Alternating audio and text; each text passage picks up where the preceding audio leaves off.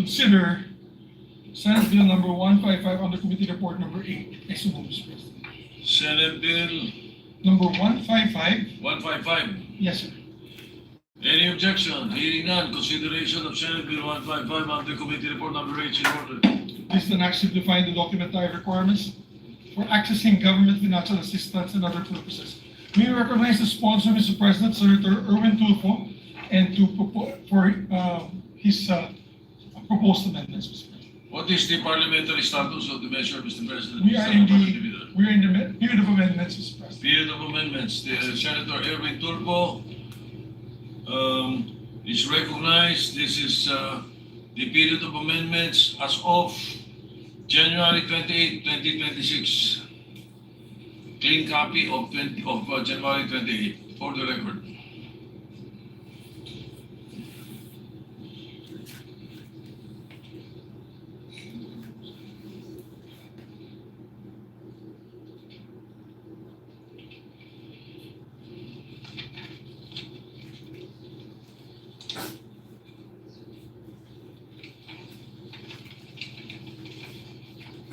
Mr. President, may I introduce my individual amendments based on the copy of Senate Bill number 155 as of January 28, 2026, wherein the committee amendments had already been incorporated. Here are my individual amendments.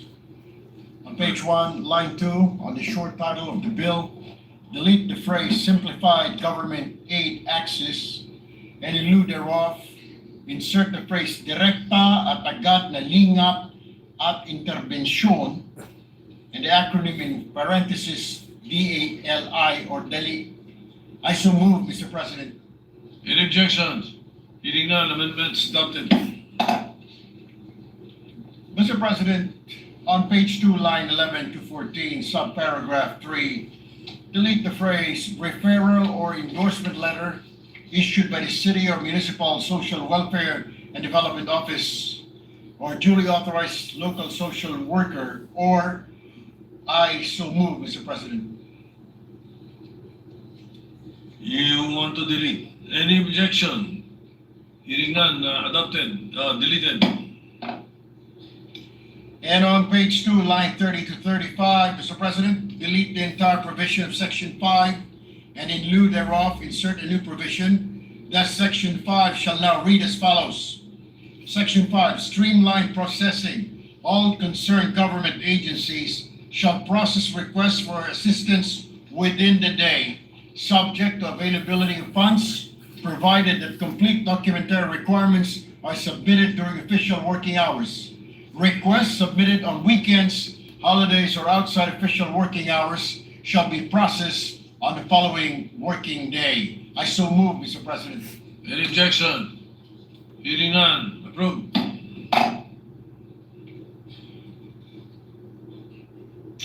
On page 3, line 4, Mr. President, delete the phrase also known as the Anti-Red Tape Act. I so move, Mr. President. Line 4. Page 3, line 4, Mr. President. The phrase also known as the Anti-Red Tape Act. I so move, Mr. President. Any objection? Hearing none. Adopted. And on page 3, line 5, after the phrase Republic Act number 11032, insert the punctuation mark, comma, and the phrase otherwise known as the Ease of Doing Business and Efficient Government Service Delivery Act of 2018. I so move, Mr. President. Any objection? Hearing none. Adopted. And those are my individual amendments, Mr. President. Majority Leader.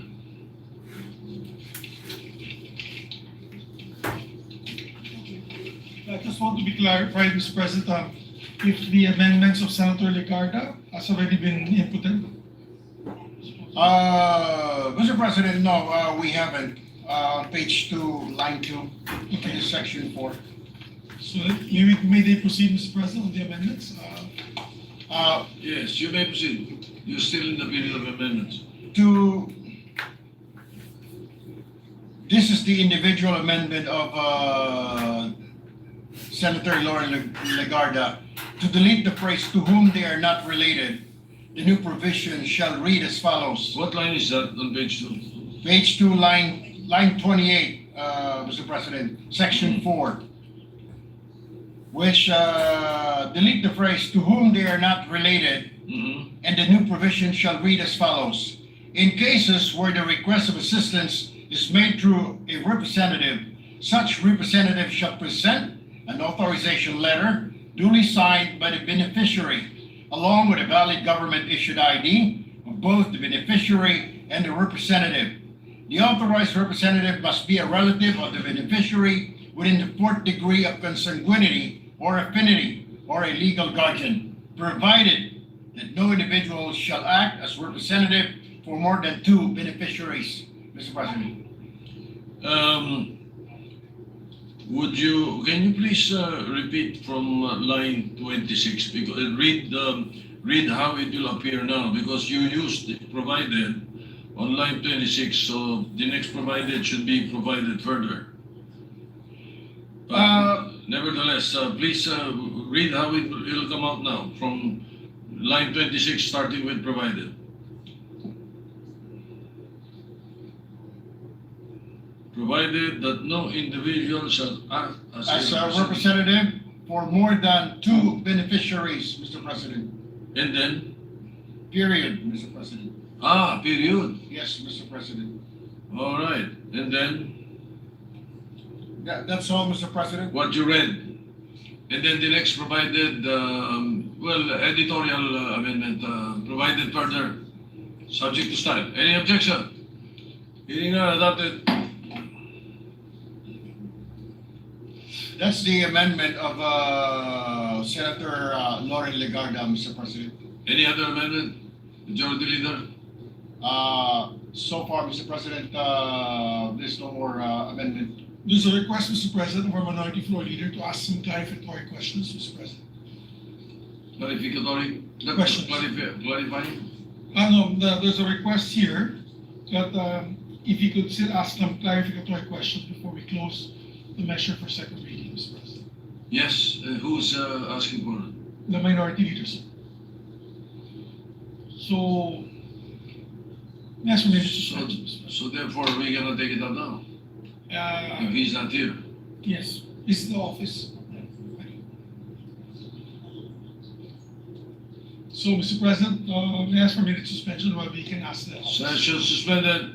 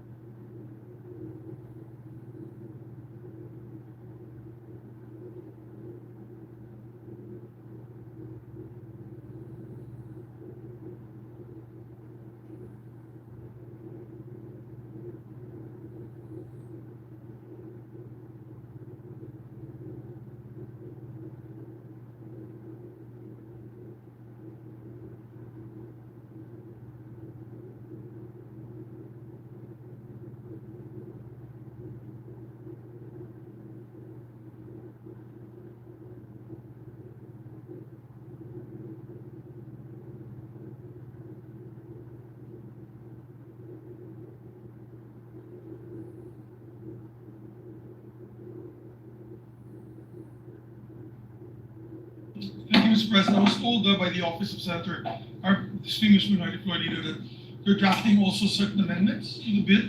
So let's give the office of the Minority Floor Leader, Mr. President, at least a day, so we can suspend consideration of the measure for the meantime, Mr. President. All right, any objection? Consideration of the measure suspended. Thank you, Mr. President.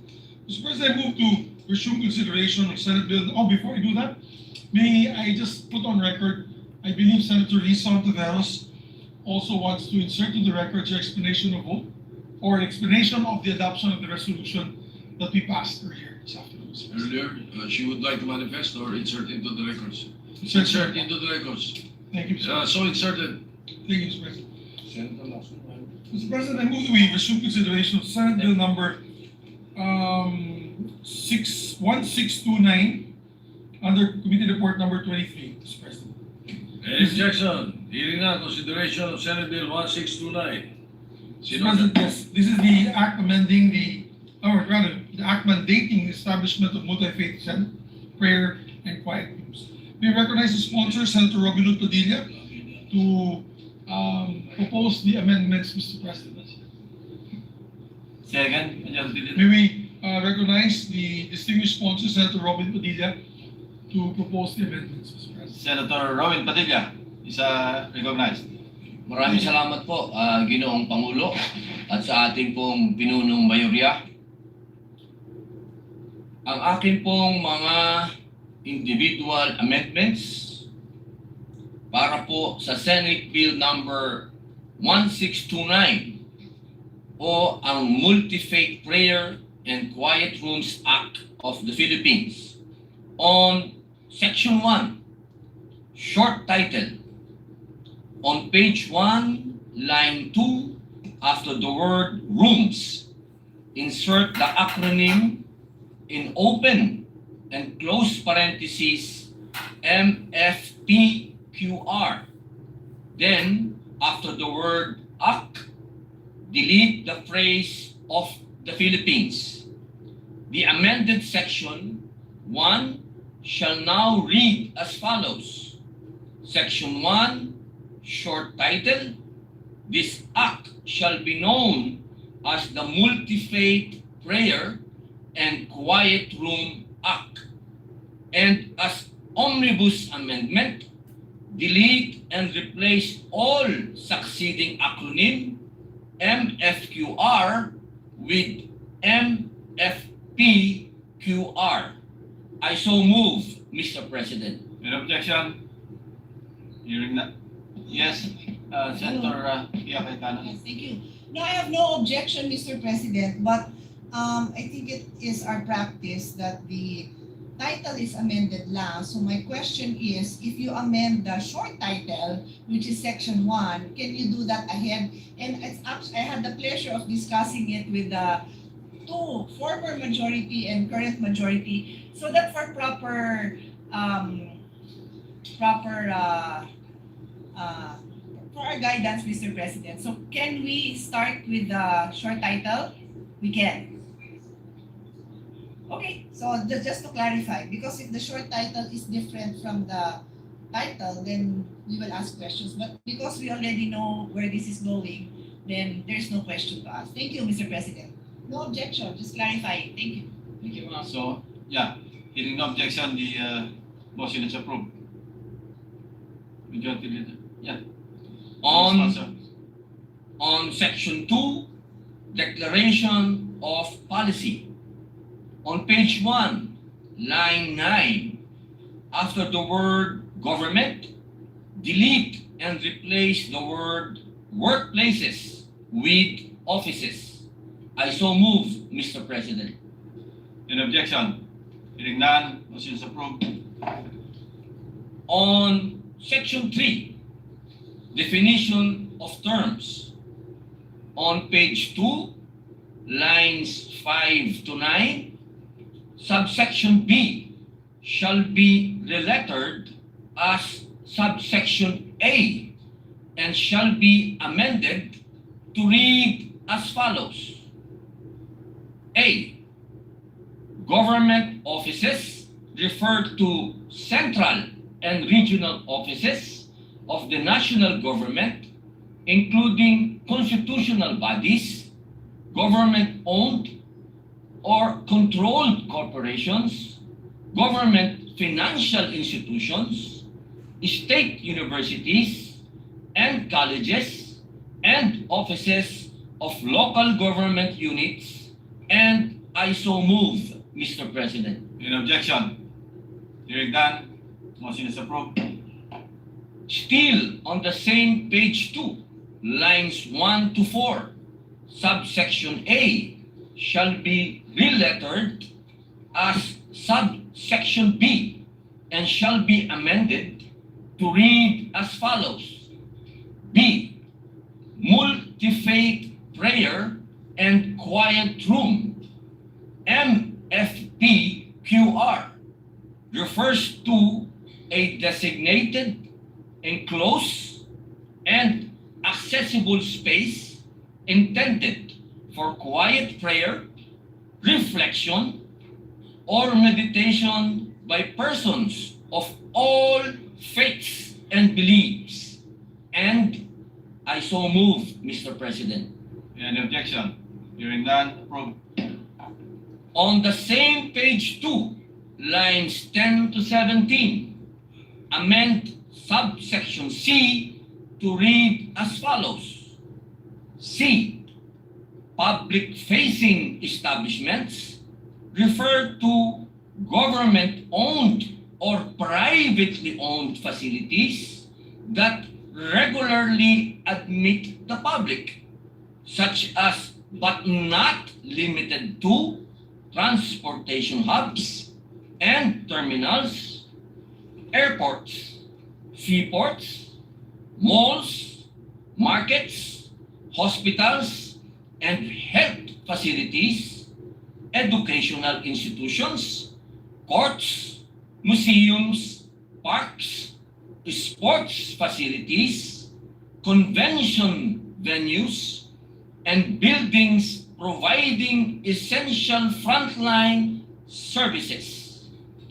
High security or restricted areas such as, but not limited to, detention centers and controlled access facilities shall be excluded. I so move, Mr. President. Any objection? Mr. What's the President, pleasure of Senator Pia Cayetano? it's not an objection, but with the consent, Mr. President, of the sponsor, may we would like to propose that instead of the word facilities, which is the word being inserted in this paragraph, it is the word complex. And we explained this during the period of interpellation, and His Honor had said that he is open to all our suggestions. That there are sports facilities that may be just one room, and medyo mahirap naman to establish a prayer room there. But when you refer to a complex, then this already gives you, similar to pag sinabing tindahan, iba yung mall. Eh, dito sa mall, maglalagay ka talaga, hindi mo pwedeng lagyan ng bawat tindahan. So, if His Honor will accept the proposal to change the word facilities to complex, Mr. What President. does the sponsor say? Opo, accepted po. Palitan po natin ito ng sports complex. Thank you. Thank you. Yeah, any objection? Hearing none, motion is approved. On Section 4, establishment of MFPQR. Bunga po ng interpelasyon ni Senadora Pia Cayetano noong Lunes, at upang gawing simple ang pagkakasulat ng Section 4, on page 2, lines 18 to 29, reword the entire Section 4 to read as follows. Section 4, establishment of MFPQR. Government offices and public-facing establishments shall, as far as practicable, establish at least one MFPQR or designate an existing area or areas within the premises for this purpose. The concerned government offices and public-facing establishments shall maintain the MFPQR as a religiously neutral space without any furniture, fixture, or symbol representing any specific religion or denomination. Religious items may be brought in for prayer or meditation and shall be cleared from the premises after use. Period. Period. Public-facing establishments shall bear the cost in compliance with this act. I so move, Mr. President. In objection? Hearing none, motion is approved. On Section 5, minimum design and facility requirements. Bunga muli ng interpelasyon ni Senadora Pia Cayetano noong Lunes po. Lalo na ang kanyang bilin na huwag itatalaga ang mga smoking rooms bilang prayer and quiet room. At para gawing simpleng muli ang Section 5, on page 3, lines 1 to 19, reword the entire Section 5 to read as follows. Section 5, recommended design and facility requirements. The MFPQR design shall, as far as practicable, take into consideration the following. A minimum floor area commensurate with the expected number of users as determined by the government office or public-facing establishment. B. Semicolon. B. Adequate ventilation and lighting. Colon. C. Clean flooring suitable for praying, reflection, or meditation. Colon. D. Configurable areas with movable partitions for standing, kneeling, or sitting. E. Ablution area for cleansing and preparatory practices that is gender sensitive, accessible, and within close proximity to the MFPQR, provided that it is equipped with low faucets, bidet, or foot washing basins. And F. Signage using the quiet room symbol. In no case shall the MFPQR be established or designated in smoking areas or comfort rooms. I so move, Mr. President. In objection? Hearing none, approved.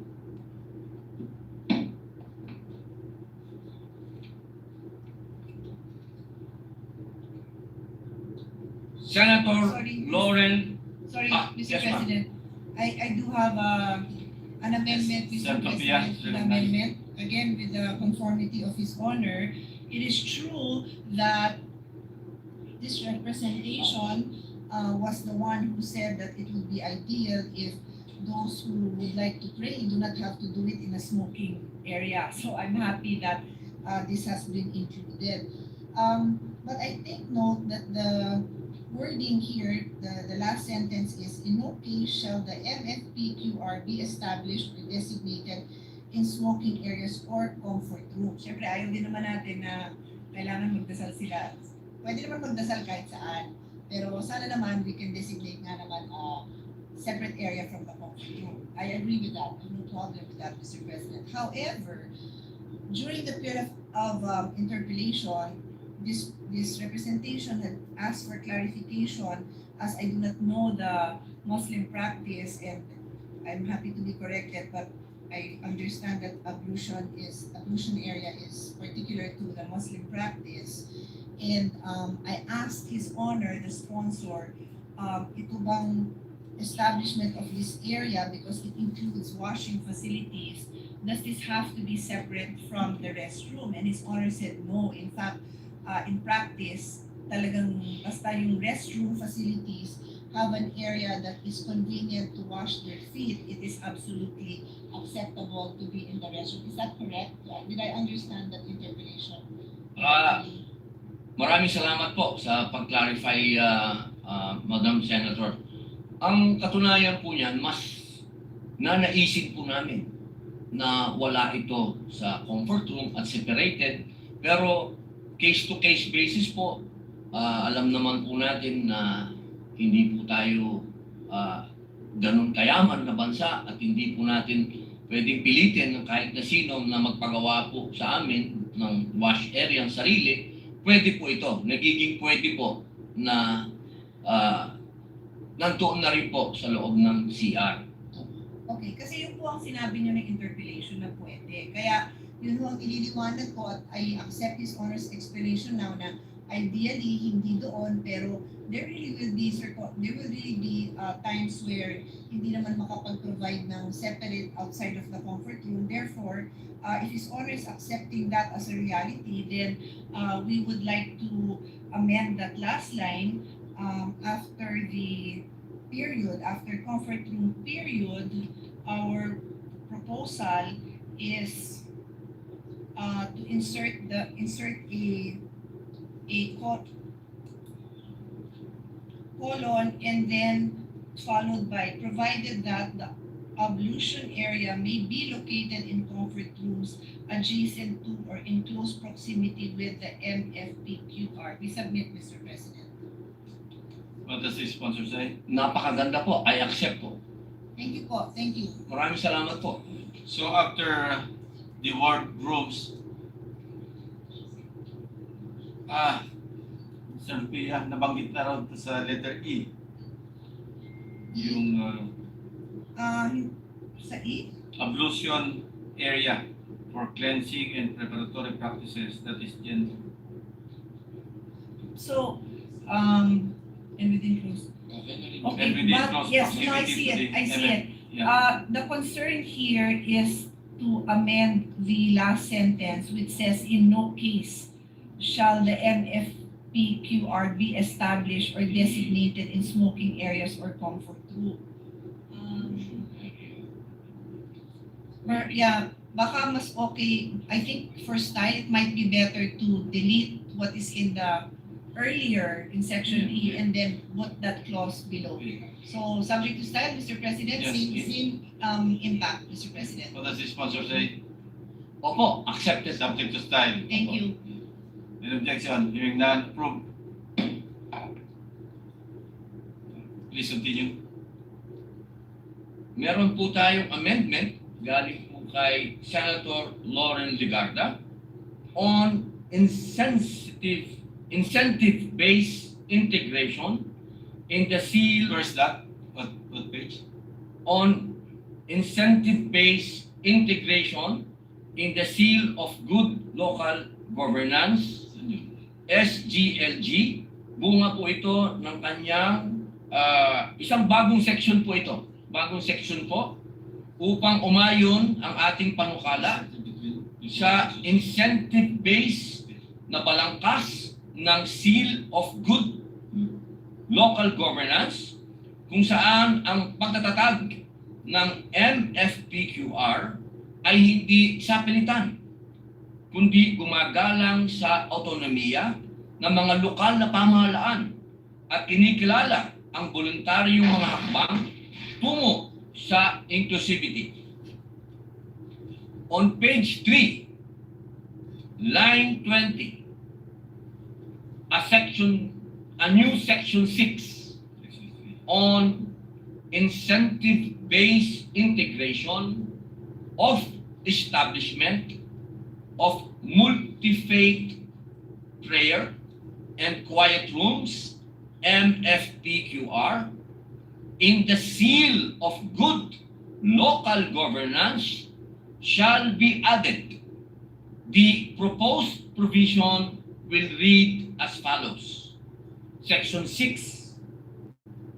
Incentive-based integration in the seal of good local governance, the Department of the Interior and Local Government, DILG, shall integrate the voluntary establishment and maintenance of a MFPQR by local government units, LGUs, as a non-obligatory criteria, indicator under the seal of good local governance, SGLG, or its successor assessment framework.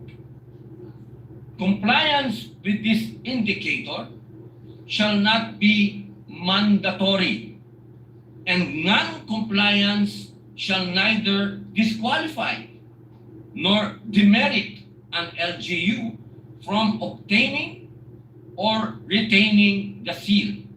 However, LGUs that voluntarily establish and maintain MFPQRs in accordance with this Act and its implementing rules and regulations shall be awarded additional incentive points, merits, or other equivalent recognitions or scoring credits as may be determined by the DILG in the design and implementation of the SGLG or its successor assessment framework.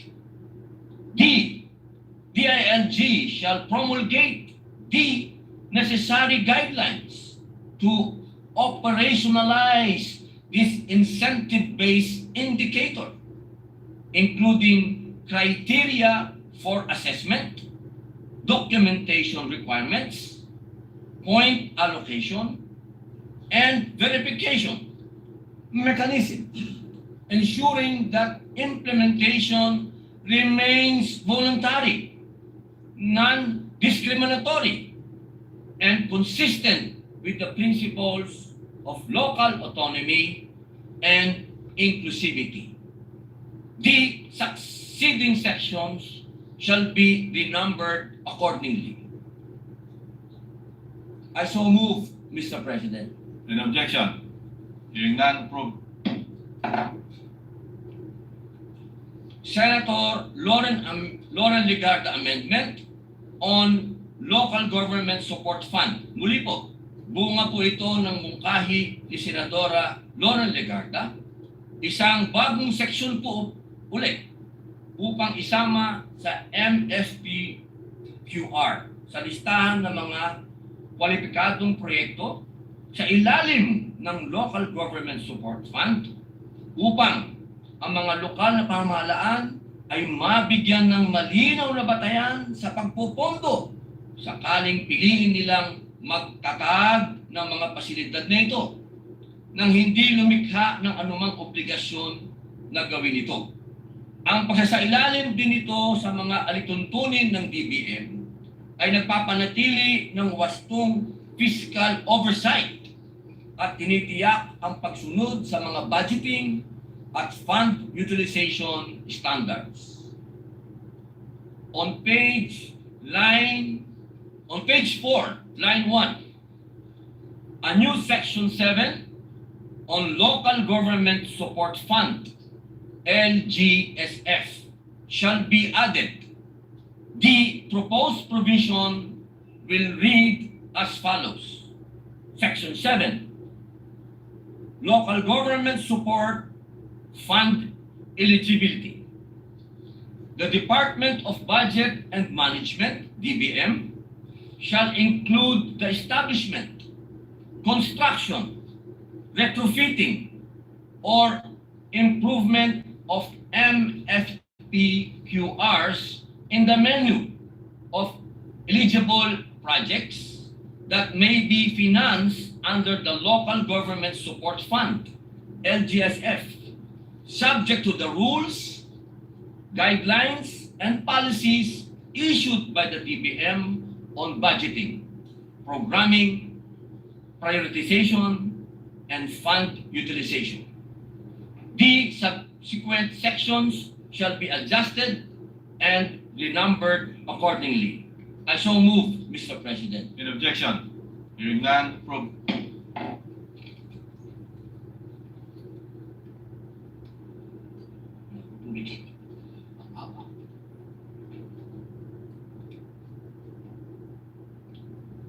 On Section 6, voluntary compliance, bunga muli po ng interpelasyon ni Senadora Pia Cayetano at upang maging mas alinsunod sa diwa ng panukala na pagiging bukas sa anumang relihiyon at hindi magkaroon ng anumang bahid ng pagkiling sa isang relihiyon, ilang mga amyenda po sa Section 6. On page 3, line 21, after the acronym MFPQRs, delete and replace the word compliant with the phrase in accordance. On the same page 3, line 22, after the word act, delete the phrase and its implementing rules and regulations. Then, on the same line, Padilla, Opo, isa-isahin mo lang. Opo, sorry po. Walang lamsam. Opo, I so move, Mr. President. In objection, hearing none, approved. On the same page 3, line 22, after the word act, delete the phrase and its implementing rules and regulations. Then, on the same line 22, replace the word Muslim with multi-faith. I so move, Mr. President. In objection, hearing none, approved. On the same page 3, line 24, after the word by, delete the phrase pertinent and. I so move, Mr. President. In objection, hearing none, approved. On the same page 3, line 26, after the word in, delete and replace the acronym DOT with the phrase the Department of Tourism. I so move, Mr. President. In objection, hearing none, approved. Mula naman po kay Senator Loren Legarda, on the same page 3, line 27, add a new paragraph. B. The proposed paragraph B will read as follows. B.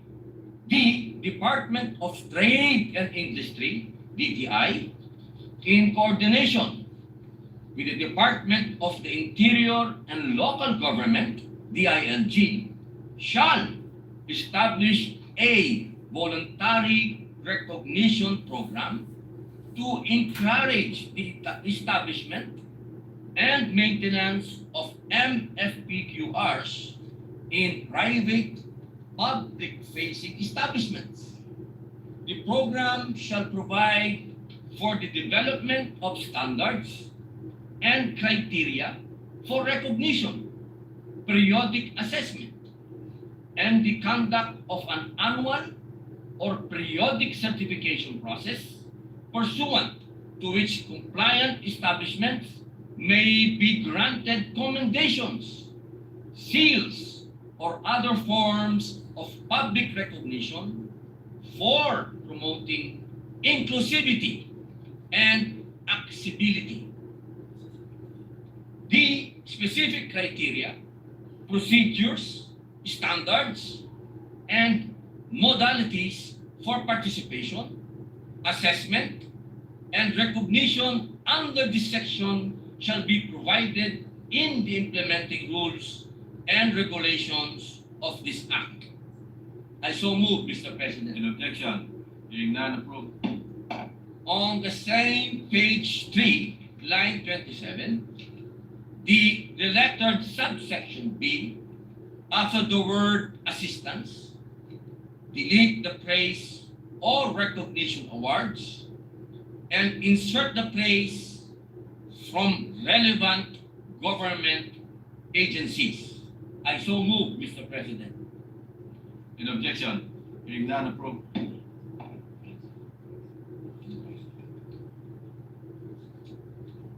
On the renumbered section 7, appropriations. On page 4, lines 1 to 6, reward the entire renumbered Section 7 to read as follows. Section 7, Appropriations. The amount needed for the initial implementation of this act shall be charged against the current year's appropriations and the corporate operating budget, COB, of the government agencies concerned. Thereafter, such sums as may be necessary for its continued implementation shall be included in the General Appropriations Act or the COB as the case may be. I so move, Mr. President. Any objection? Hearing none, approved.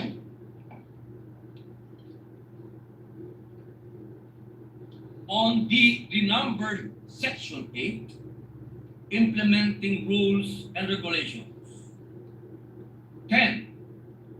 On page 4, line 7, after the word commission and a comma, insert the phrase and the Department of Trade and Industry, and a comma.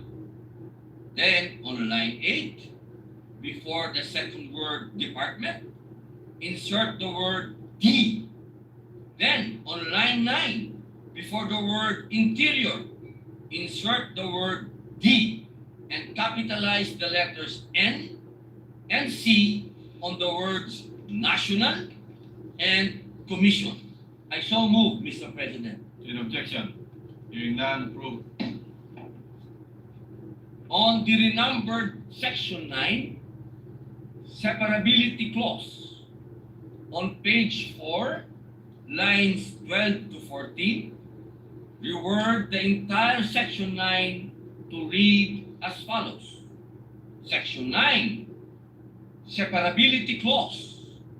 In any provision of this Act is declared unconstitutional, the remainder hereof not otherwise affected shall remain in full force and effect.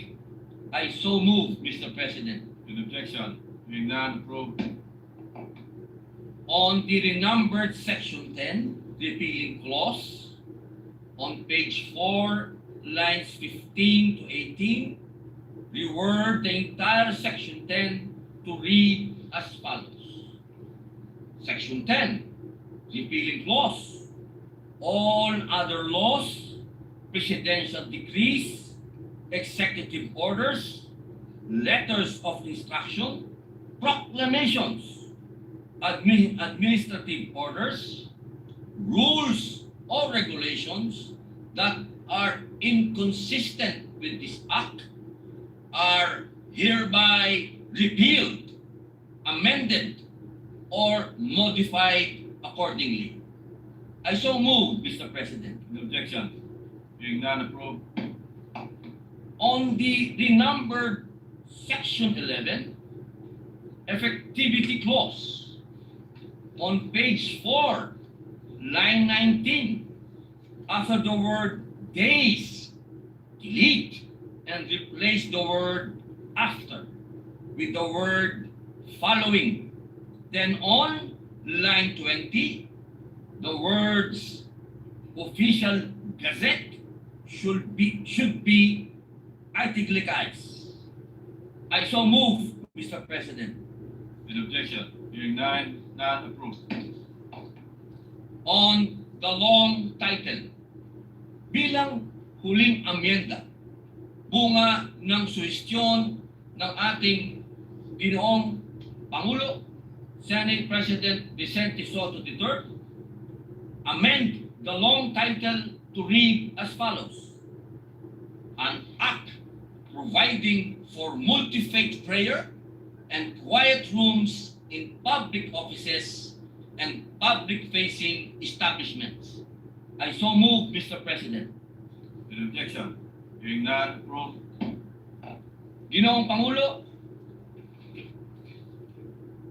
ako po ay buong pusong nagpapasalamat kay Senator Mark Villar, Senator Raffy Tulfo, Senator Erwin Tulfo, Senadora Pia Cayetano, Senador Joel Villanueva, Senadora Lauren Ligarda, sa ating pong pinunong mayoriya, Ginoong Samurai Mig Zubiri, at siyempre po sa inyo pong lingkod, sa aming pong Senator Pro Tempore, Senator Panfilo Lacson, sa inyo pong lahat, kay Senator, sa ating pong Ginoong Pangulo, na nagsulong din po nito, Senator Vicente Soto III, sa ating pong Secretariat staff, sa kanilang tulong upang ayusin po ang ating panukala.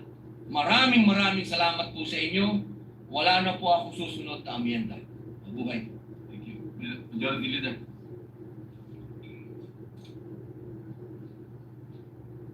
Maraming salamat sa ating sponsor and author of the measure. With that, Mr. President, I move to close the period of amendments. Any objection? Hearing none, period of amendment is hereby is closed. Mr. President, I move that we approve on second reading Senate Bill number 1621 under Committee Report number 23. Any objection? Hearing none, motion is approved. I move to suspend consideration of the measure. Any objection? Hearing none, consideration of the measure is suspended.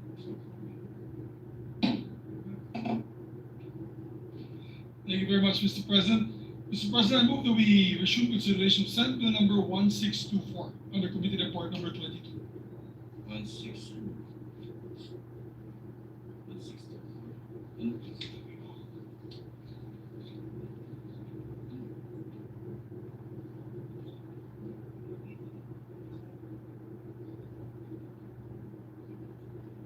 An objection. Consideration of Senate Bill 1624 This is the bill on the Congressional under Commission. Committee Report number 22. Yes, Mr. President.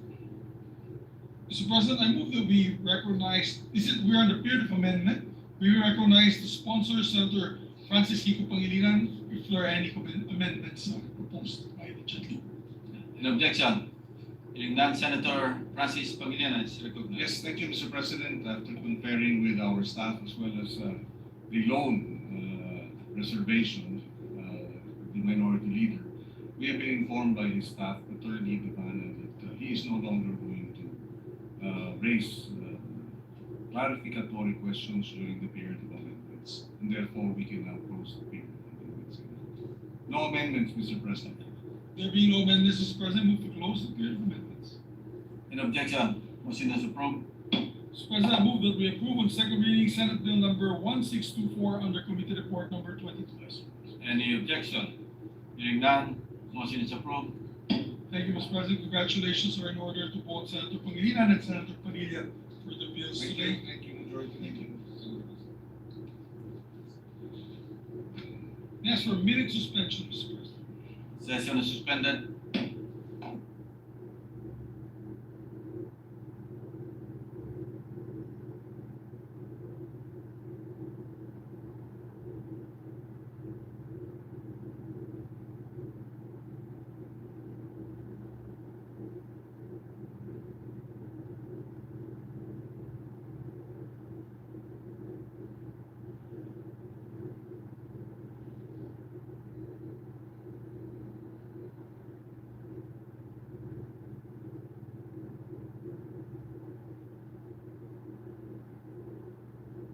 Mr. President, I move to suspend consideration of Senate Bill number 1624 under Committee Report number 22. An objection? Hearing none, motion is approved. Thank you, Mr. President. With that, I move that we adjourn session until, oh, sorry.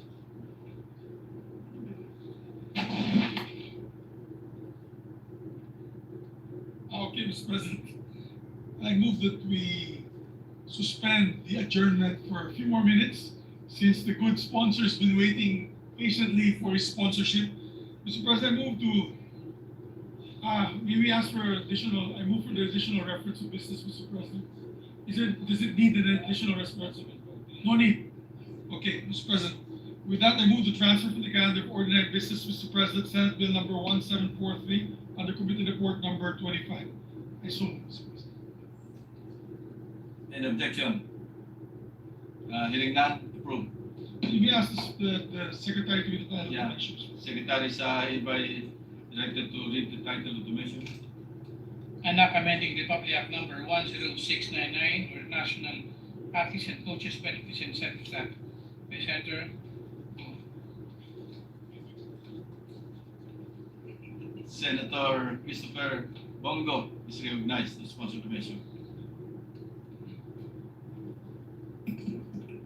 Mr. President and esteemed colleagues, as chairperson of the Committee on Sports, I rise to sponsor Senate Bill number 1743 under Committee Report number 25, amending Republic Act number 10699, otherwise known as the National Athletes and Coaches Benefits Incentives Act.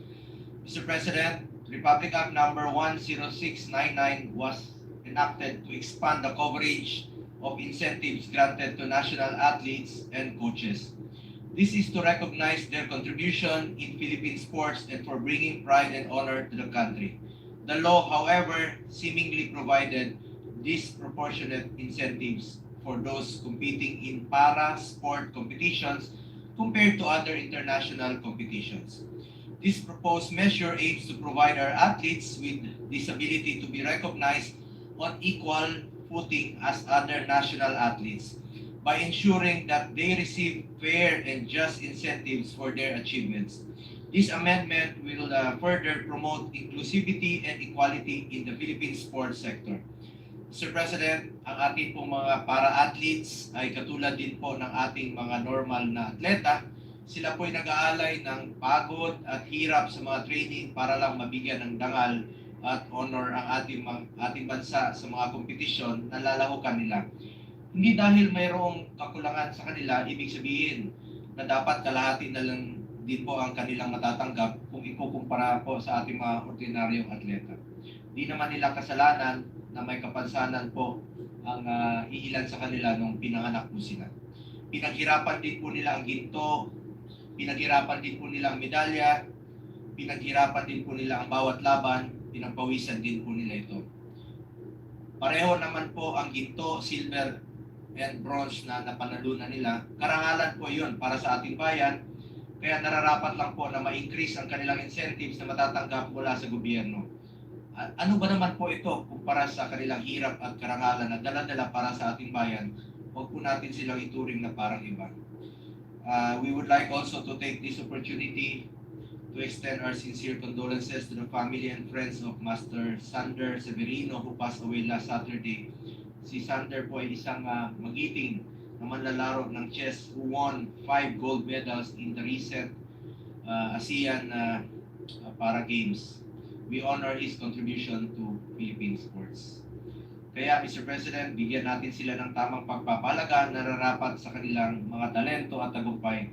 Ito po ay para rin magsilbing kanilang inspirasyon at motivation na magpatuloy sa kanilang pagbibigay karangalan sa bansa. In the recently concluded ASEAN Para Games, nandito po sila last week, no, binigyan natin ng parangal. Team Philippines garnered 45 gold medals, 37 silver medals, and 52 bronze medals, finishing 4th overall. It is our best ranking ever in this multi-sporting event. The provision of incentives will also inspire future generations to embrace para sports and pursue their athletic dreams. Yan po yung nasa litrato na pumunta po sila rito sa Senado. Encouraging young individuals with disabilities to participate in sports, fostering a culture of inclusivity and empowerment. This will ultimately lead to a more diverse and enriched sports community that celebrates the achievements of all athletes, regardless of their abilities. The funding requirement for the increase in incentives for para-athletes is covered by the National Sports Development Fund NSDF of the Philippine Sports Commission. At timing na rin po ito dahil just recently with the finality na po mula sa Supreme Court, affirmed its decision directing the Philippine Amusement and Gaming Corporation and the PCSO to remit a portion of their income for the funding of PSC. As such, the funding of this for this measure will be adequately and sustainably covered by the NSDF. Dati kasi portion lang po ang nire-remit ng PAGCOR and PCSO sa PSC. Ngayon po, with finality, pwede ibibigay na nila yung buo na naayon po sa batas. So, sana po mapagbigyan na rin po itong batas na ito na pantay po matatanggap ng mga para-athletes. Kasama na rin po, sabay na sila pantay-pantay with the regular or elite athletes. And for all our national athletes, we have included an amendment to provide tax exemption on incentives, bonuses, and rewards granted to national athletes who win in international sports competitions, as well as to their coaches, whether these come from public or private entities or from private individuals. Sa ngayon po, taxable po ang mga incentives at donasyon na nagmumula sa private sector, kaya nababawasan ang tunay na benepisyo na natatanggap ng ating mga atleta. Mr. President, it is incumbent upon the government to show our gratitude by providing our national athletes the recognition they truly deserve. Hindi naman po mababayaran o kayang bayaran ng kahit anuman ang dangal, karangalan at honor na ibibigay ng ating mga Filipino athletes. This bill is just a way to pay it forward and give it back to our Filipino athletes. Yung karangalang dala-dala nila tuwing nananalo po ay nagsiselebrate po ang buong bayan. Napakaliit na halaga lamang po ito na pwede po natin ibigay po sa kanila. Isa po sa mga nagpapakita ng isa po ito sa pagpapakita ng pasasalamat ng gobyerno at ng buong bansa sa ating mga minamahal na atleta. We thank our colleagues who have also authored this measure, Senator Pia Cayetano, Senator Jingo Estrada, Senator Rafi Tulfo. I also understand that Senator Joel Villanueva, Senator Kiko Pangilinan, and Senator Camille Villar also signified their intention to co-author this bill. We hope all of our colleagues would lend their support for the approval of this measure. Thank you po, Mr. President. Thank you, Senator Bongo. Senator Lauren Delgado, recognized. Salamat po. Thank you, Mr. President. I just wanted to associate myself with a good sponsor, and I actually have a speech that it just be inserted in the record. So that's a co-sponsorship speech, but with his permission, I also request to be co-author of the measure. Thank you. Salamat, Senator Lauren. So inserted into the records. Mr. President. Also, Senator Robin Padilla. Salamat rin po. Senator Robin. Yeah, Senator Robin Padilla is recognized.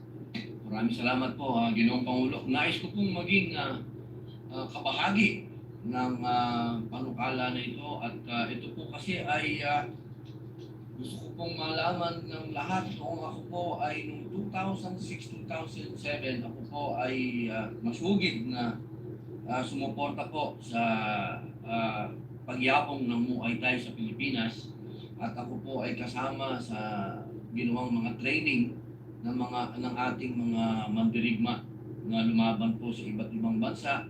Kasama po dyan ang Philippine Olympic Committee. Katunayan po, totoo po yun. Ako po'y napasama dyan. Hindi ako dahil sa magaling ako o mas magaling ako sa kanila. Hindi po, napasama po ako dahil sa financial support sa kanila. Ako po ang nagbibigay ng pamasahe dyan, papunta sa abroad.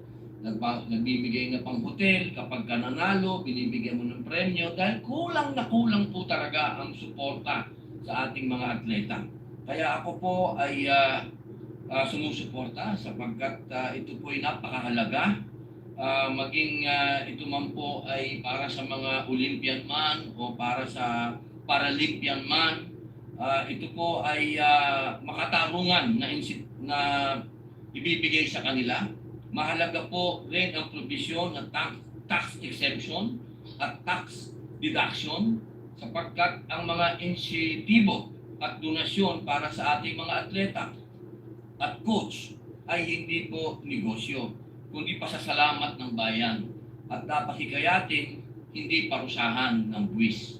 Ginoong Tagapangulo, ang lakas ng bansa ay nasusukat sa kung papaano ito inaalagaan ang mga handang lumaban para sa watawat. Ang batas na ito ay tungkol sa dangal, pagkakapantay-pantay at paninindigang walang atletang Pilipino ang maiiwan. Ako po ay buong pusong sumasaludo sa inyo, Senator Bongo, at sa lahat po ng senador na nagsusulong nito. Maraming salamat po, Ginoong Pangulo. Senator Robin Padilla. Salamat, Senator Robin, sa suporta mo sa Senate Bill 1743. At sa mga kasamahan natin dito, and of course, sana suportahan rin po ito ng Presidente ng Arnis. Mr. President, Majority Leader. move to recognize Senator Pia Cayetano to deliver her co-sponsorship speech. Senator Pia Cayetano is recognized. Thank you, Mr. President. Mr. President, this will be brief. I rise to co-sponsor Senate Bill number 1743 under Committee Report number 25, amending Republic Act number 10699 for the National Athletes and Coaches Benefit and Incentives Act. The bill of this representation, Senate Bill number 27, was taken into consideration under this measure. Mr. President, as an author of the original law, RE number 10699, National Athletes and Coaches Benefit and Incentive Act, I had the privilege of working alongside our Senate President Tito Soto and our former colleague, now Secretary Sani Angara. Together, we built a foundation that finally gives our athletes the recognition that they deserve. Mr. President, I'd just like to emphasize that under the bill that we have filed, which now forms part of this measure, Mr. President, our objective here is to recognize the support given by the private sector and all the awards that are received by our national athletes. Currently, they are charged 6%, Mr. President, and it is our humble view that these awards that they get, we would be able to remove this we would be able to give them the full benefit of this rewards, Mr. President, because not only is this hard work, not only is this a product of their hard work and sacrifice, but really, Mr. President, they have brought so much pride to our country, and for the many years that it is required of them to train to get to the level that they would even obtain an award, the least we can do, Mr. President, is show them our gratitude and consider the passing of this measure, Mr. President, by removing the 6% to their staffs. So we will be supporting this measure full force, and we hope that our colleagues will also be supporting this. Thank you, Mr. President. Thank you, Senator Cayetano. Majority Leader. Mr. President, the following would also like to insert for the record their co-sponsorship speeches of Senate Bill 1743. Senators Mark Villar, Joel Villanueva, and Jigo Estrada. Kindly include the presiding officer. Thank you. Mr. President. Kindly include the presiding officer. And the presiding officer, Senate President Pro Tempore Pete Lacson, Mr. President. Yes. Thank you, Mr. President. And to allow our colleagues to further study this measure and move, Mr. President, to suspend consideration of Senate Bill 1743. In objection, consideration of Senate Bill 1743 under Committee Report number 25 is hereby suspended. Mr. President, Senator Lauren Legarda would like to insert for the record her manifestation on Senate Resolution 256. In objection, hearing none, approved. Mr. President,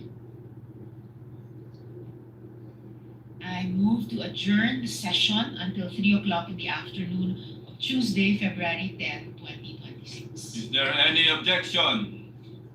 There being none, the session is adjourned until 3 o'clock in the afternoon of Tuesday, February 10, 2026.